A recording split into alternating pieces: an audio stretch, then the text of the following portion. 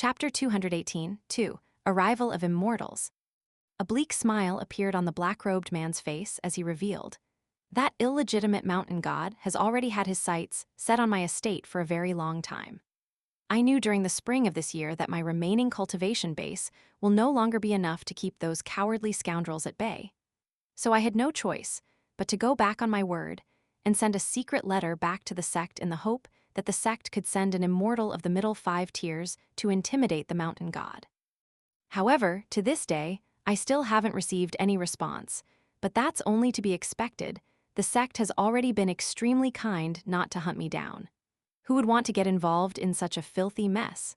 If I were still in the sect and heard such an abhorrent story, I would have found it difficult to suppress the urge to storm out of the sect and hunt down the perpetrator." Zhang Shan approached Su Yuanxia, then said in a low voice, "My divine movement talismans aren't going to be able to last much longer. If this is a trap, then I really will have to retreat with my friend." However, he then smiled as he continued, "But I don't think he's lying." Su Yuanxia was faced with a difficult predicament, unsure of what to believe. If a disciple of Divine Edict sect were willing to come here, even if it were just an outer sect cultivator of the 2nd or 3rd tier, that would be enough to prove the innocence of the man and the tree spirit. As the leading Taoist sect of Eastern Treasured Vile Continent, the Divine Edict sect had the privilege of being overseen by a heavenly lord. To put it in blunt terms, even an external disciple responsible for carrying out menial chores in the sect had more authority than the masters of some smaller Taoist sects. Even though the battle had come to a temporary conclusion, none of the 4 people present dared to let down their guard, particularly the woman up in the boudoir. Prior to this, she had always been protected extremely well by her husband, but during this battle, countless roots of hers had been severed by Su Yuanxia, and the peach wood sword had also given her a massive fright. She had always known that this day would inevitably come, but now that it had arrived, she was still at a complete loss for what to do. She felt like she was a perpetual burden on her husband, and she was racked with guilt. Right at this moment, 2 formidable auras suddenly appeared elsewhere in the estate as a figure dressed in a Taoist robe descended out of the heavens. However, for some reason, instead of traveling straight to the boudoir, they chose to refrain from entering that section of the estate. The male and female owners of the estate had already heard the sounds of battle ringing out from that direction, but they were too busy dealing with Su Yuanxia to worry about what was happening elsewhere. Hence, the only one left to oppose those who had just infiltrated the estate was the old woman, who had already regained her consciousness at this point. As for the illegitimate mountain god and Taoist white deer, they had left just as quickly as they had come, and both of them had been yelling frantically about a sword immortal and bonded flying swords. It was as if they had encountered a true immortal and had fled for their lives in a panic. "Go take a look, little Taoist priest," Su Yuanxia instructed in a quiet voice. Zhang Shan faltered slightly upon hearing this. Despite the casual tone of Su Yuanxia's voice, Zhang Shan could tell from the look in his eyes that the man was telling him to leave this place for his own safety. A sense of excitement, mixed with melancholy, welled up in Zhang Shan's heart. He was ecstatic that he had finally found someone with the same objectives as him, willing to lay down their lives to slay demons and protect the innocent. Even in the lair of the enemy, his heroic spirit and courage didn't waver in the slightest, and this was the type of person that Zhang Shan had always yearned to become. However, at the same time, he was greatly saddened by how useless he was. Zhang Shan didn't say anything as he caught the peach wood sword that flew back to him from the boudoir, then turned and rushed away with what little time remained in the divine movement talismans on his legs. Meanwhile, the black-robed man's brows were tightly furrowed, and he didn't know whether this was a positive or negative development. Could it be that Divine Edict sect really had sent disciples to this place?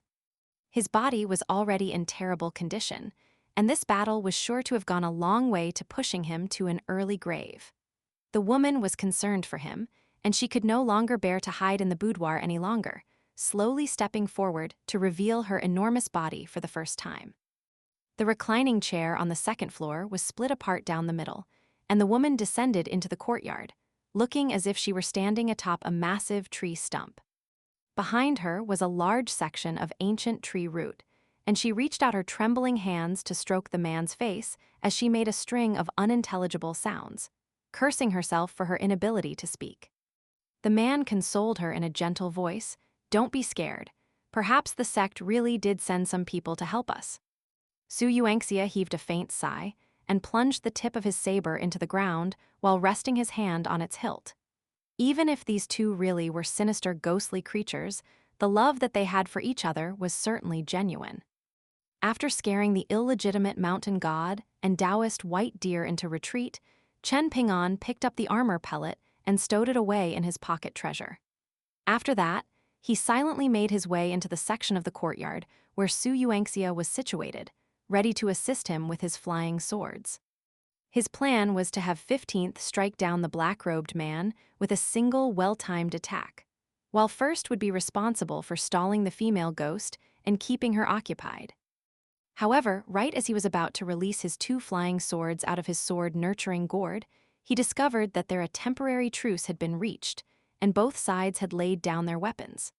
After that, Chen Ping'an heard the black-robed man tell his story, and he couldn't tell whether the black-robed man was telling the truth, so he decided to conceal his own aura and hide behind a pillar in silence.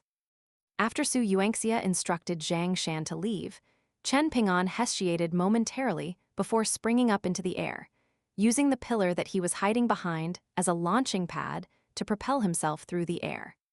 He passed through the corridor in a flash, gently patting the horizontal beams under the eaves one after another to continue propelling himself forward through the air like an agile swimming fish.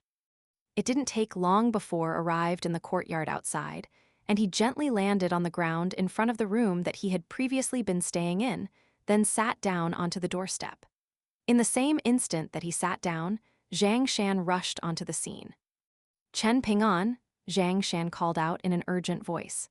"We have to pack our things and leave this place right now. Mr. Su is telling us to go to the nearest town. The situation is a bit complicated, so I'll tell you about it on the way there."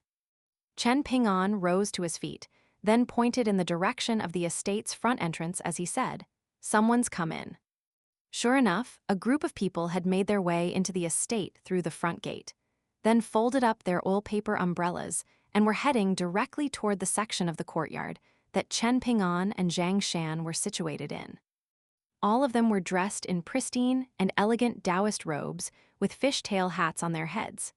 The group consisted of 5 Taoist priests of different genders and ages. All of them were displaying remarkable dispositions. The elderly male Taoist priest at the forefront of the group appeared to be their leader, and even in the darkness of the night, his eyes were bright and piercing, clearly indicating that he was a formidable immortal. As for the other 4 people in the group, one of them was a young Taoist priest who appeared to be around 20 years of age. He was holding a copper bell in one hand, and there was a longsword in a black scabbard strapped to his back, with a long string of yellow tassels attached to the hilt. There were also a young boy and young girl with a similar physical appearance. Both of them had haughty looks on their faces, and one of them had a long black rope coiled around the waist, while the other was carrying a beautiful azure and yellow bamboo whip.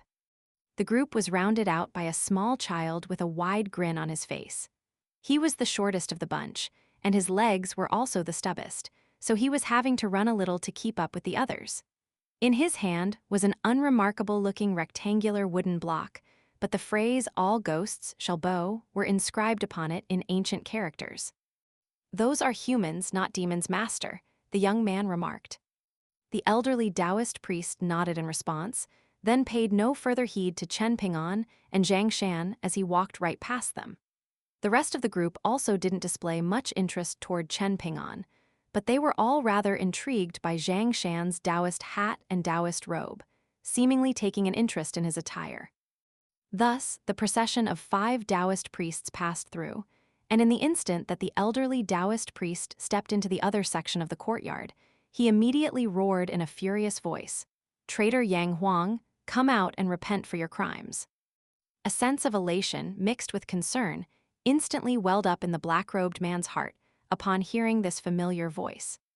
He was elated as the elderly Taoist priest was undoubtedly an internal disciple of Divine Edict sect, which meant that the letter that he had sent out had achieved its intended purpose, after all. Even though he had already been stripped of his status as a Taoist priest by the sect, they still hadn't completely abandoned him. Now that members of the sect had been sent down to investigate this matter, the illegitimate mountain god's days were undoubtedly numbered. However, at the same time, his elation was outweighed by his concern. The elderly Taoist priest was among the same generation of disciples as him. They were both prodigies who had joined Divine Edict sect in the same year, and their respective masters were senior and junior brothers to one another, while their grandmasters were the same person. However, the two of them shared a terrible relationship, and even back in Divine Edict sect, they had constantly been at each other's throats. Now, one was a high-end mighty immortal, while the other was a pathetic half-human, half-ghost creature, and he would be powerless to resist if the elderly Taoist priest decided to take advantage of this opportunity to exact vengeance upon him. The elderly Taoist priest was supported by Divine Edict sect, while the black-robed man no longer had that privilege. Yang Huang positioned himself in front of the woman, then gently pierced the tip of his longsword into the ground before extending a deep bow toward the elderly Taoist priest. "I'm willing to accept any punishment the sect decides to hand down upon me." The elderly Taoist priest stepped into the courtyard with a mocking look on his face as he sneered. "Looks like you've been doing quite well for yourself this past century, Yang Huang." Su Yuanxia turned to take a glance at the 5 Taoist priests, but instead of approaching them, he turned back to Yang Huan as he cupped his fist in a salute while extending a slight now. "My sincerest apologies for attacking you without hearing the full story first. If you have any need for my services in the future, I'll be sure to heed your call." Having traveled the world for over 20 years, Su Yuanxia had a very keen eye, and he was immediately able to tell that Yang Huang and the elderly Taoist priest of the Divine Edict sect were at odds with one another. What was supposed to have been a positive development had suddenly taken an unfortunate turn. The group of 5 Taoist priests were extremely arrogant in appearance, looking as if they wanted nothing more than to brandish signs proclaiming their identity as Divine Edict sect disciples. Zhang Shan couldn't help but heave an internal sigh at the sight of them. As expected of Taoist priests of Eastern treasured Vile Continent, all of them were extremely well-dressed. In contrast, Zhang Shan's shabby attire left him feeling quite embarrassed. However, he was still concerned for the safety of Su Yuanxia, so he dragged Chen Ping'an away to a nearby pillar, then crouched down beside the railing to observe the situation from afar. At this point, the elderly Taoist priest had already stepped into the severely ravaged courtyard with his 4 juniors, and as he walked along with his hand clasped behind his back, he discreetly made a hand signal that was unique to their sect. The other 4 Taoist priests immediately flew away in different directions to surround Yang Huang and Zhu Jing, with the sword-bearing young man flying onto the wall of the courtyard, looking much more like he was here to act as Yang Huang's tormentor than his savior. Yang Huang latched onto the hideous female ghost's hand as he said in a quiet voice, "May we continue to be husband and wife for all of our lifetimes to come." The female ghost was unable to utter any intelligible words, but everyone knew that she was repeating the same thing to Yang Huang. Chen Ping'an was planning to observe the situation as nothing more than a detached bystander, but that was all it took for him to abruptly break down into tears, and even he was rather surprised by his own reaction. His childhood memories were rather blurry, and there were many things that he couldn't recall clearly. But there was one memory that remained clear in his mind to this very day. His father had been a rather awkward man who wasn't very good with his words, and in that memory, he had said perhaps the only romantic thing that he had ever said in his entire life. "Will we continue to be together in the next lifetime?" Chen Ping'an's mother had been mending some clothes at the time, and she smiled as she replied, "Why not?" Chen Ping'an had been sitting on his mother's lap at the time, and he was too young to truly grasp concepts like life and death. But for some reason, the expressions on the faces of his parents in that moment really stuck in his mind. As time passed, his parents passed away, and Chen Ping'an felt like if one truly loved someone else, then a single lifetime together wasn't enough. That was what had prompted this emotional response. Zhang Shan noticed Chen Ping'an's reaction out of the corner of his eye, and he rubbed a hand over his own face with a rather perplexed expression. While it was true that the rain was quite heavy, surely it wasn't to the point that Chen Ping'an's entire face would be covered in rain. On top of that, the storm had already petered out into a light drizzle, one that someone could comfortably stand under even without the shelter provided by an umbrella.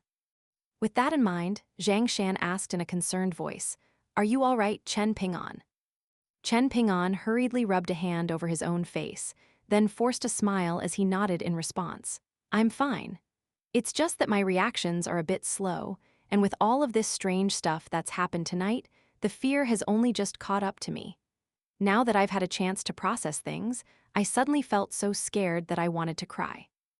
Zhang Shan patted Chen Ping'an on the shoulder as he turned his head away, fighting the urge to laugh as he said, "Never mind, I didn't see anything."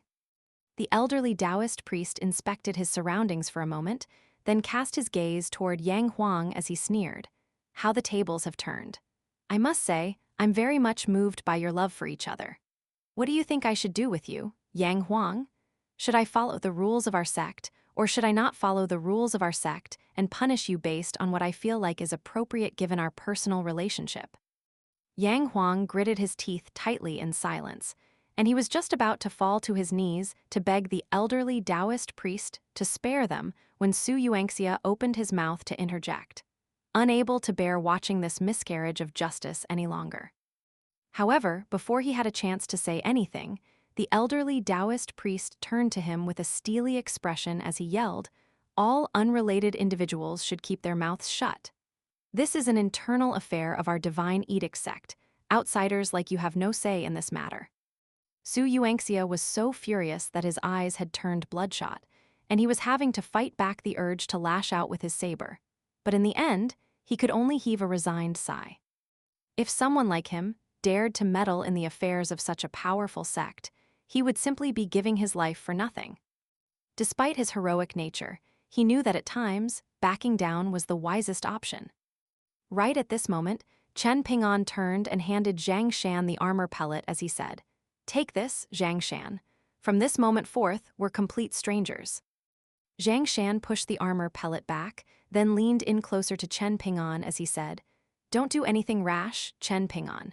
If you lash out first, then all of the blame will fall on you. I know how to deal with these high-end mighty Taoist priests, and my strategy will definitely be more effective than fighting them. Just remember that when I'm beaten up by them, don't intervene. Otherwise, all of my efforts will go to waste." "Are you sure this will work?" Chen Ping'an asked. "We may as well give it a try," Zhang Shan replied with a wide smile. "You can always step in if it doesn't work." Despite what he was saying, Zhang Shan naturally wasn't actually counting on Chen Ping'an. In his eyes, Chen Ping'an was only a third-tier martial artist, so there was nothing that he could do in this situation. With that in mind, Zhang Shan was praying to the ancestors of the three teachings for his plan to work.